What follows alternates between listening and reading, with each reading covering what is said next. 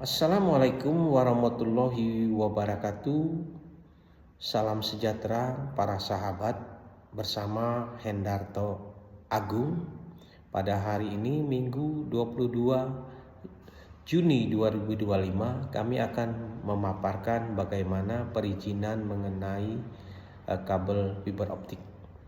Kabel fiber optik ini fungsinya untuk jaringan internet, yang mana jaringan internet ini sangat berfungsi dengan baik dan digunakan untuk berbagai macam kegunaan. Misalnya adalah kegunaan untuk perbankan mengenai mobile banking, transfer keuangan, ataupun transfer data keuangan, kemudian untuk video atau untuk jaringan TV digital ataupun jaringan Zoom untuk meeting bersama, ataupun teknologi untuk security keamanan mengenai CCTV, ataupun untuk keperluan rumah tangga yang mungkin sederhana tetapi dikarenakan teknologi bisa menutup pintu sendiri, kemudian mematikan AC jarak jauh, mematikan lampu jarak jauh. Jadi fungsi kabel fiber optik ini sangat banyak sekali. Dalam hal ini, pada tahun 2025 ini, penyedia jasa layanan internet sudah sangat banyak, baik melalui BUMN dan swasta. Untuk BUMN ada dua provider, yaitu IndiHome dan iConnect atau iConnect. Jadi ada IndiHome dan yang berasal dari Telkom, kemudian iConnect yang merupakan milik dari PLN atau perusahaan listrik negara. Kemudian dari swasta yang dahulunya hanya ada Pesmedia atau Linknet, sekarang sudah banyak sekali dari grup Ciputra, dari grup Sinarmas, dari grup BCA, Fiberstar, kemudian Motorola, kemudian Bisnet, Asianet, Indosat, XL, Iforte, Excel, dan banyak yang lainnya.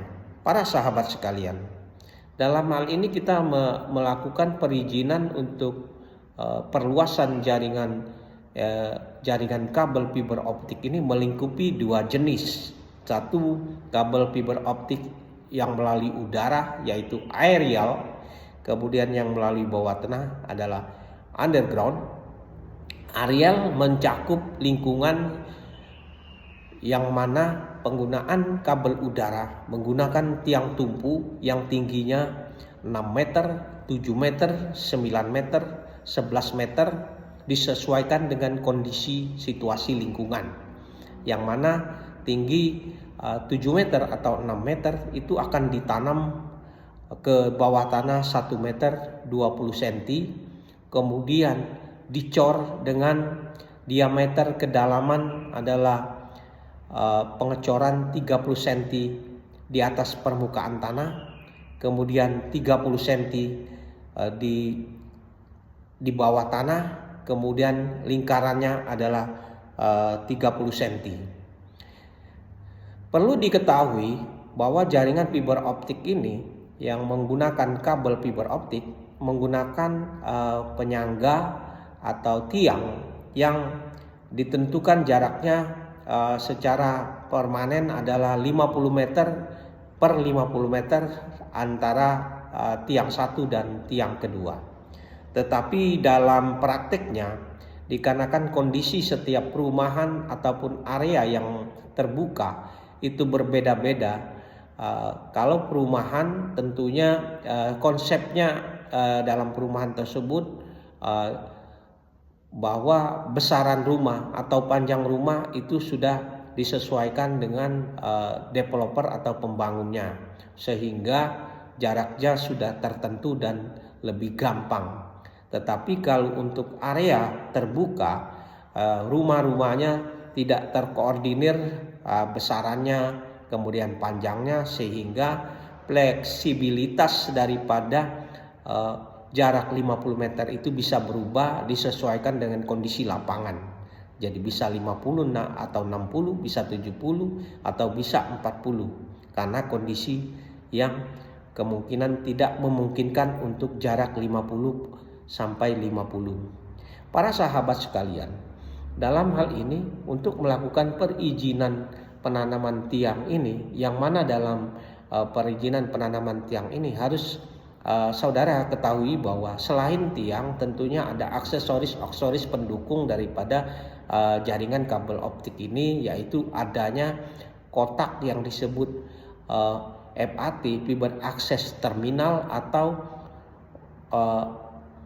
DPFO untuk di perusahaan-perusahaan lain. Kemudian ada kotak yang disebut adalah FDT, Fiber Distribution Terminal. Nah, itu sangat diperlukan untuk diberitahukan ke para warga pengguna atau tuh yang areanya kita lintasi.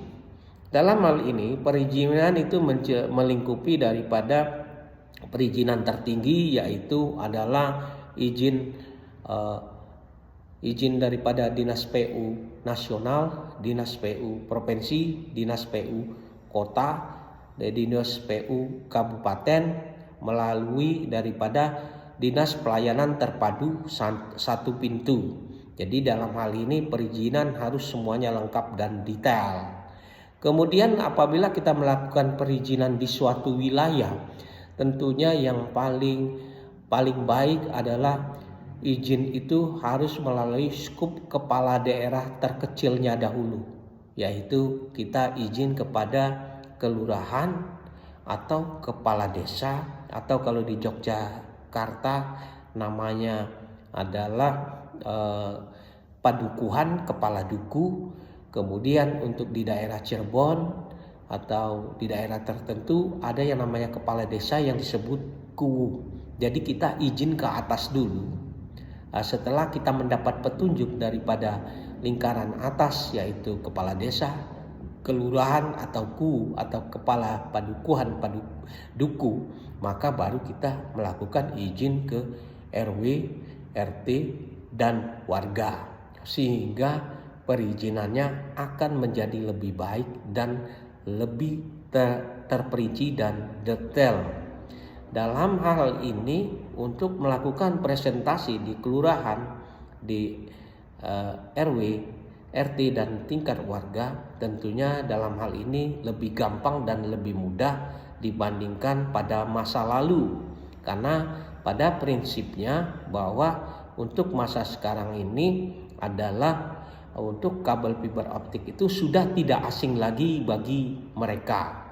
Jadi kabel fiber optik ini sudah tidak asing lagi bagi mereka.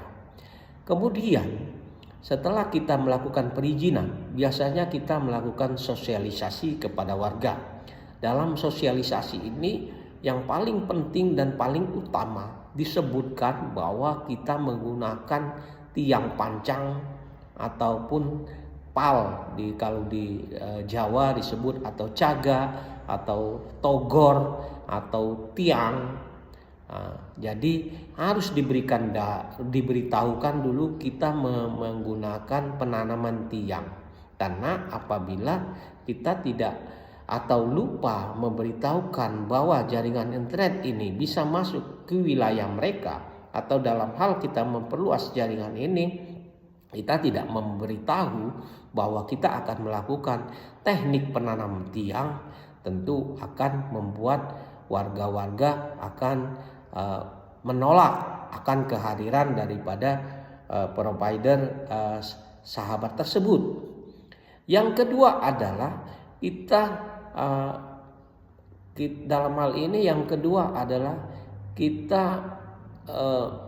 kita memperkenalkan diri sebagai pribadi, dan kita memperkenalkan perusahaan yang akan masuk di wilayah mereka ini. kemudian apa kelebihan daripada perusahaan kita ini, dan kontribusi yang menarik apa yang bisa diberikan dari perusahaan kita kepada warga setempat. Dan dalam hal ini mereka biasanya membanding-bandingkan dengan jaringan-jaringan yang sudah ada, dan apakah perusahaan kita bisa berpotensi untuk masuk kembali ke wilayah mereka, sedangkan di wilayah tersebut sudah ada jaringan internet atau provider-provider yang lain, baik dari provider plat merah ataupun swasta yang lain. Dalam hal ini sangat penting sekali memberitahu apa kelebihan daripada saudara dan kelebihan dari perusahaan saudara tersebut. Demikian para sahabat, kita memberitahukan bagaimana kita menginformasikan mengenai apa itu jaringan kabel fiber optik. Baik sahabat, selamat malam, selamat siang, selamat sore. Assalamualaikum warahmatullahi wabarakatuh. Salam sejahtera, bahagia selalu, salam damai, dan selalu bersemangat dimanapun Anda berada. Wassalamualaikum warahmatullahi wabarakatuh.